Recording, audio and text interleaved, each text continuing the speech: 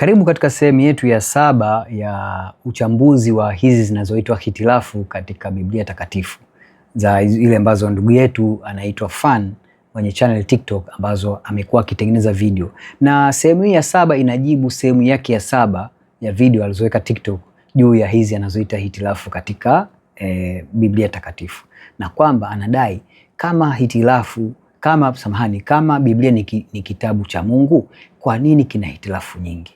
Nimekuwa nikijibu hizo video zake kutoka ile sehemu ya 1 mpaka ya 6. Hii ni sehemu ya 7, na niseme kwa ushahidi kabisa kwamba kutoka katika ile sehemu ya 1 mpaka ya 6 nimeweza kuzijibu hitilafu zake zote pasipo kwa ufasaha kabisa, na kwenda kujibu sasa hii video yake ya 7 ambazo kama kawaida yake Fan analeta anatoa changamoto 3 au anatoa sehemu 3 ambazo anaziita ni hitilafu. Kwa mfano, sehemu ya 1 anaoanisha Luka sura ya 23 mstari wa 39 na 40 na Mathayo sura ya 27 mstari wa 44, ambako katika ile Luka hapa ni wakati Bwana Yesu ametundikwa msalabani, na kulia na kushoto kwake kulikuwa kuna watu wengine wawili, mmoja upande wa kulia, mmoja upande wa kushoto, ambao nao walikuwa wamepewa adhabu ya kusulubiwa, hawa ambao wanajulikana kama walikuwa ni wanyang'anyi. Sasa anauliza, je, ni mmoja au wawili? Tukasome kwanza haya maandiko. Kwanza tutasoma hii andiko kutoka kwa mwinjili Luka sura ya 23 mstari wa 39 mpaka 40. Sura ya 23 mstari wa 39 mpaka ule wa 40. Nasema hivi: na mmoja wale wahalifu waliotundikwa alimtukana akisema, je, wewe si Kristo? Jiokoe nafsi yako na sisi. Lakini yule wa pili akamjibu akamkemea akisema, wewe humwogopi hata Mungu?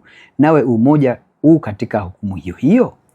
Hii ni Luka 23 mstari wa 39 na 40. Tunakwenda katika kitabu cha Mathayo, kuna katika injili ya Mathayo, Mathayo sura ya 27, Mathayo 27 mstari wa 44 unasema, pia wale wanyang'anyi waliosulubiwa pamoja naye walimshutumu vile vile. Kwamba Mathayo yeye anazungumzia wote wawili, kwamba walimshutumu vile vile. Sasa swali lake anauliza Fan ni, je, waliomshutumu ni alikuwa ni mmoja kwa mujibu wa Luka au ni wote wawili? Sasa kitu cha kwanza kabisa tufahamu ni kwamba vitabu kama tulivyosema mara zote, hivi vitabu vyote vya Biblia vimeandikwa na wanadamu, lakini kuvuviwa Roho Mtakatifu. Ukumbuke mwanadamu anavyoandika, pamoja na kwamba Roho Mtakatifu anawavuvia, bado Roho Mtakatifu anatumia mitindo ya uandishi ambayo inatumika mara nyingi. Hata sasa mitindo ya uandishi, wanadamu tunaishi katika wanadamu wetu, tunaandika katika mifumo ambayo tumeizoea. Kwa mfano, tunachokiona Luka yeye anaelezea kiufasaha ni mwizi yupi ambaye alikuwa akimdhihaki Yesu na ule mwingine alikuwa akimwambia mwenzie anyamaze. Na unapoendelea kusoma pale katika ile ya Luka 23 unagundua yule mmoja alipata neema ya wokovu, kwamba alimuomba Bwana Yesu kwamba naomba unikumbuke utakapoingia katika ufalme wako, na Bwana Yesu alimwahidi pale pale kwamba usiku huu utakuwa nami mbinguni. Neema ya pekee aliyoipata. Lakini Mathayo yeye anasema pia wale wanyang'anyi waliosulubiwa pamoja naye walimshutumu vile vile. Sasa mtindo wa Mathayo ni kuandika kwa umoja wake, ambayo hata waandishi wale wanatumia. Kwa mfano, unaweza ukaona kichwa cha habari katika gazeti kinasema, wakazi wa Dar es Salaam walalamika kuhusu barabara mbovu. Sasa ukiangalia juu ni mtindo wa kuandika, haimaanishi kila mkazi wa Dar es Salaam basi analalamika. Ile ni lugha ya pamoja, kwamba Mathayo anachoandika ni kwamba kulikuwa kuna shutuma zinatoka katika wale wanyang'anyi waliosulubiwa naye, bila ya kusema ni yupi katika, lakini alitumia lugha ya pamoja. Ni mtindo wa uandishi huu, haimaanishi kwamba alikuwa anamaanisha wote wawili walikuwa wakimshutumu. Ni mtindo tu uandishi, lakini Luka anakwenda mbali zaidi. Lakini pia kuna uwezekano, ukumbuke Bwana Yesu alikaa juu ya msalaba masaa yasiyopungua 6, kuanzia saa 3 asubuhi mpaka saa 9 alasiri mpaka anapokufa. Kwa hiyo kuna uwezekano kabisa wote wawili walianza kumshutumu, lakini baada ya kuanza kuona miujiza, moyo wa ule wa pili ulibadilika na akaomba toba kwa Bwana Yesu, na toba ile Bwana Yesu aliisikia na akamsamehe na akamwahidi mbingu, kwamba usiku huu utakuwa nami mbinguni. Neema iliyoje! Somo kubwa hapa ndugu yangu Fan ni namna gani Bwana Yesu alivyokuwa na uwezo wa kusamehe dhambi. Hata sisi kwamba hata dakika zetu za mwisho unapoomba msamaha, unapotubu dhambi, Bwana Yesu ni Mungu mwenye huruma, ni Mungu mwenye rehema, anakusamehe. Hili ndio somo. Wakati wewe fano unatafuta hitilafu, sisi tunaona somo kubwa kwetu kama Wakristo. Na mimi niwaalike tu ndugu zangu Waislamu, Bwana Yesu ni Mungu mwenye huruma na rehema, tofauti kabisa na Allah. Tumeona katika hadithi chungu mzima, huyu Allah anahukumu mpaka watoto wachanga kwenda motoni. Tunaona hivyo, na kwamba anamwandikia mwanadamu. Ziko hadithi chungu mzima, kwa mtu ambaye unafuatilia chaneli yangu utaona hivyo, kwamba Allah anakupangia kabla hata ya kuzaliwa kwamba wewe uwe wa motoni au uwe wa mbinguni. Kwa upande wa Bwana wetu Yesu Kristo ni Mungu wa tofauti kabisa, ni Mungu wa kweli, na kilichompeleka msalabani ilikuwa ni kuwapa wanadamu sisi sote, hata wewe ndugu yangu fan, neema ya wokovu ambao huyu mwizi mmoja aliipata kwa kutubu. Kwa hiyo kimsingi hakuna hitilafu hapa. Twende katika mfano wake wa pili ambao ameutoa katika Marko 15 sura ya 25, Marko sura ya 15 mstari wa 25 mpaka 27 na Yohana sura ya 19 mstari wa 14. Tukaangalie hii mistari miwili. Tunaanza na Marko 15:25 mpaka 27. Nasema hivi: basi ilikuwa saa 3 nao wakamsulubisha. Palikuwa na anwani ya mashitaka yake iliyoandikwa juu, mfalme wa Wayahudi. Na pamoja naye walisulubishwa wanyang'anyi wawili, mmoja mkono wake wa kuume, mmoja mkono wake wa kushoto.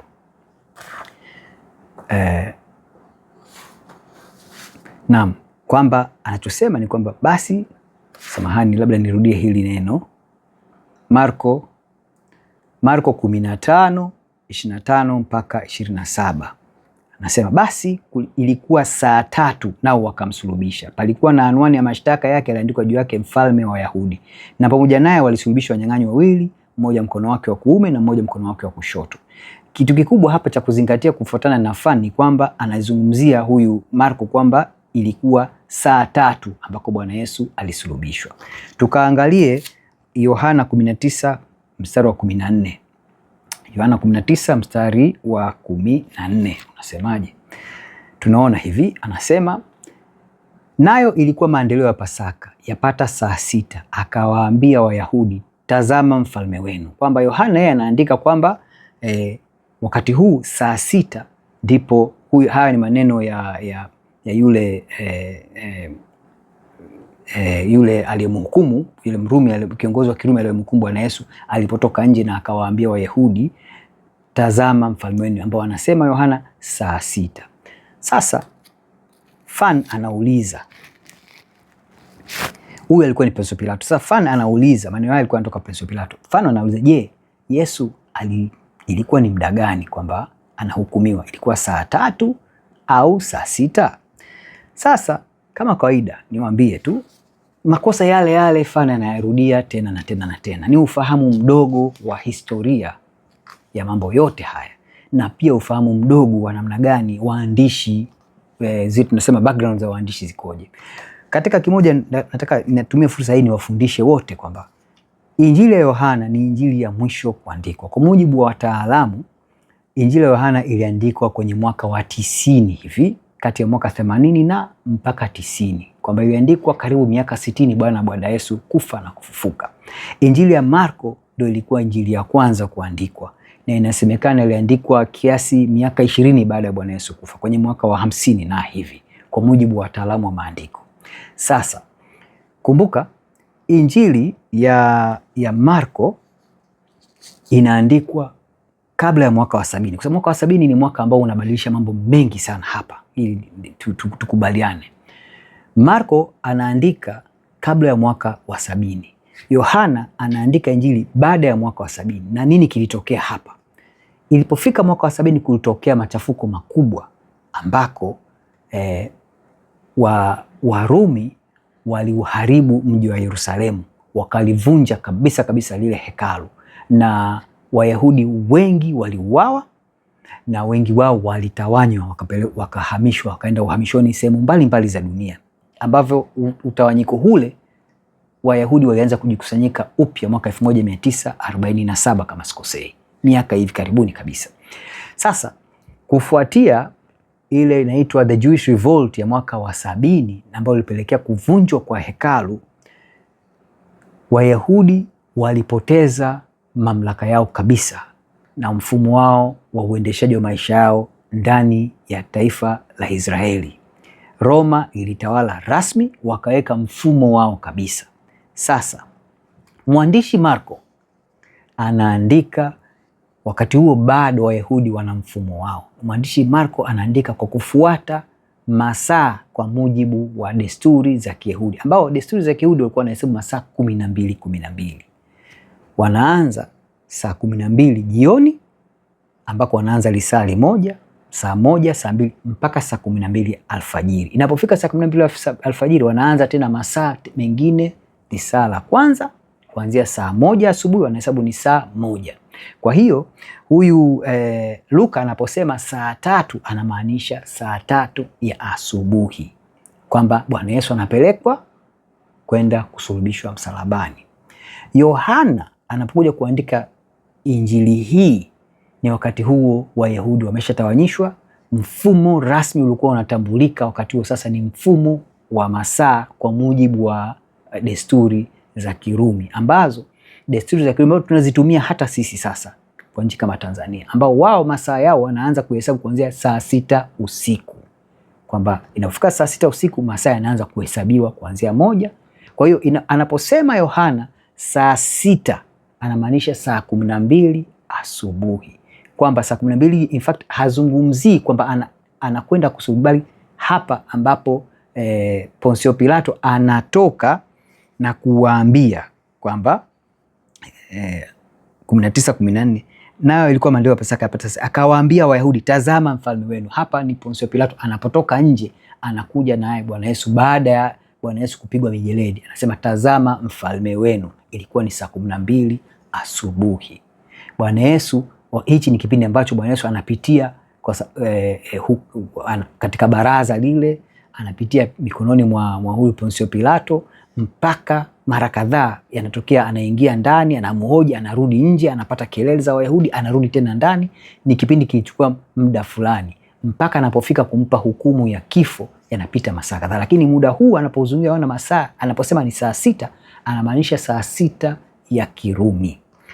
Marko anazungumzia saa 3 ya desturi ya Kiyahudi. Hakuna mkanganyiko hapa. Ni ndugu yangu tufani kwa kutokujua haya mambo. Na wewe ndugu yangu Mkristu, uwe na imani, uwe na ujasiri kwamba kitabu chako hakina hitilafu. Sasa jambo moja la msingi ni kwamba kwa desturi yetu sisi wa Kristu, jinsi mwandishi anavyoandika hatubadili. Kwa mfano, ingelikuwa sisi leo hii kwa mujibu wa tafsiri tungeenda kuweka katika saa zetu za Kiswahili. Kwa mfano, hii saa 6 wafasiri wa Kiswahili wangeweza kuandika saa 12 asubuhi, lakini tunaiacha vile vile kwa mujibu wa mwandishi yule alivyoandika toka mwanzo, hatubadili. Lakini tunajua kwamba ule mwandishi kwa mujibu wa desturi na wakati ule, hii ilikuwa ni saa ngapi? Hii ilikuwa ni saa 12 asubuhi. Na hata sisi katika Kiswahili tunapokuwa tunaongea muda wetu, tuna muda wa Kiingereza na Kiswahili. Kwa mfano tunaposema leo ni saa 1 asubuhi, lakini unapomwambia mtu kwa Kiingereza unasema 7 o'clock in the morning. Ni muda ule ule, tafsiri mbili tofauti kwa mujibu wa desturi ya masaa kwa jinsi tunavyohesabu. Katika Kiswahili tunasema saa 1 asubuhi, katika Kiingereza tunasema saa 7 asubuhi au 7 o'clock in the morning. Ni kitu kile kile, hakuna hitilafu hapa. Tunaenda katika mfano wake wa 3 ambao ameutoa katika Luka sura ya 23 mstari wa 45 mpaka 46. Luka sura ya 23 mstari wa 45 mpaka 46. Nasema hivi: jua limepungua nuru yake, pazia la hekalu likapasuka katikati. Yesu akalia kwa sauti kuu akasema, Baba, mikononi mwako naiweka roho yangu. Tunaenda kusoma Marko